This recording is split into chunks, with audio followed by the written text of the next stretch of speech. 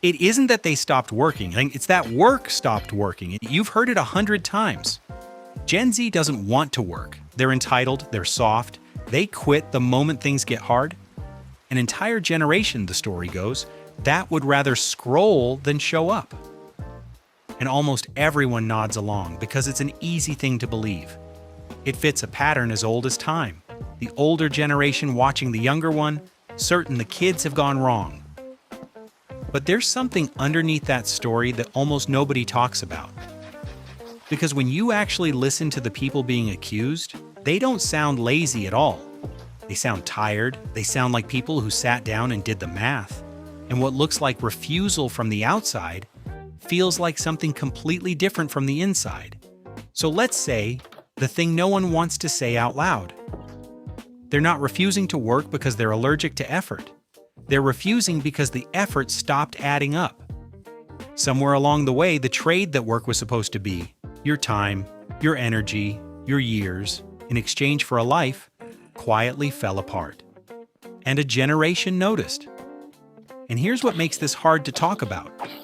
The people pointing fingers aren't wrong that something changed. They're only wrong about what. It isn't that they stopped working. It's that work stopped working. That's the whole thing, really. Not a moral failure, not a character flaw, a response, a rational, almost mathematical response to a deal that no longer pays what it once promised. To understand why that matters, you have to remember the deal we're talking about, because there used to be one, and for a long time, it held. It went like this. You go to school, you work hard, you get a job, and you keep your head down.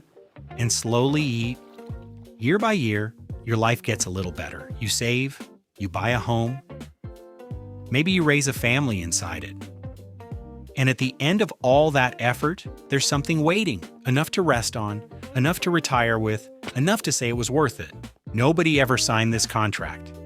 There was no paper, no signature, no handshake. But everybody believed in it. Your parents believed in it. Their parents built their whole lives around it. It was the quiet promise underneath everything that effort given faithfully would be returned. And it was never a perfect deal. It left plenty of people out, and it asked them to swallow a great deal in silence. But for a long time, for a lot of people, it mostly held together. And then it started to slip. The first thing to break was the most basic part of the whole arrangement. The idea that work could buy you a life. For generations, a steady job, even an ordinary one, was enough to cover the essentials. A roof, food, a little left over. But slowly, the cost of simply existing began to climb, and the wages meant to cover it didn't climb with it.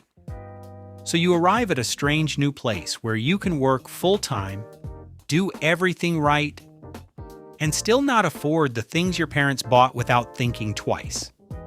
The price of a normal life floated up and away, and the paycheck stayed on the ground. But then another factor enters the picture. Because young people were told there was a way to keep up, get educated, get credentialed, get ahead. So they did, in huge numbers. And many took on enormous debt to do it, trusting the old promise that the degree would pay for itself. Except the jobs didn't always come. And when they did, they often didn't pay enough to clear what the education had cost. So the very ladder they were told to climb became a weight strapped to their backs. They followed the rules exactly, and the rules made it worse. Around the same time, something else began to change. The shape of the job itself. The old deal assumed loyalty. You gave your years to something, and it gave you security in return, a place to stay, a pension at the end, the sense that tomorrow would look like today. But work quietly became something more temporary, more contract, more gig, more here today and gone tomorrow. No guaranteed income, no benefits, no promise that the thing paying you this month would still exist the next. And a question started to form. Why pour your loyalty into something that has made it perfectly clear it will never pour any back? And then comes the last force, the heaviest one. Because this is the first generation that could see all of it, They grew up holding a window to the entire world. And through it, they watched. They watched a previous generation buy homes on a single modest salary. They watched a tiny few at the very top gather more than anyone could spend in 1,000 lifetimes. They were handed the old promise and shown the receipt at the very same moment. And so their disillusionment isn't ignorance. It's the opposite. It's clarity. They may understand the arithmetic of their own lives more honestly than any generation before them. And the arithmetic simply does not work. Stack those 4 things on top of each other: a life you can't afford, a debt that doesn't pay off, a job that won't stay, and the clear eyes to see all of it. And the picture changes completely. It isn't that they stopped working, it's that one piece at a time, work stopped working, and they were just the first to feel the floor give way. So imagine you're 23 today. You did most of what you were told. You studied, you tried, you showed up, and you look out at the path ahead, the one that was supposed to lead somewhere, and you can't quite find where it goes anymore. The home feels impossible. The security feels like a story your parents tell. And you're going to be exhausted either way, whether you sprint down that path or walk it. So a question rises up, quiet and sharp.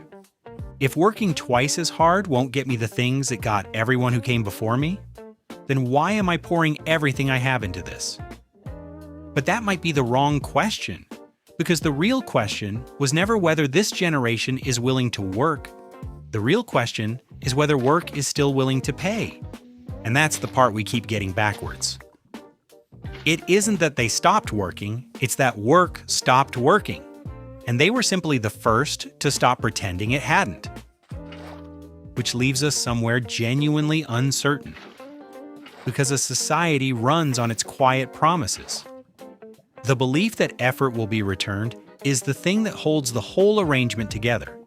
It's why people build and wait and keep trying. So what happens to a civilization when an entire generation stops believing its central promise is true? Does the promise finally change to meet them? Or does everything we built on top of it slowly start to come apart?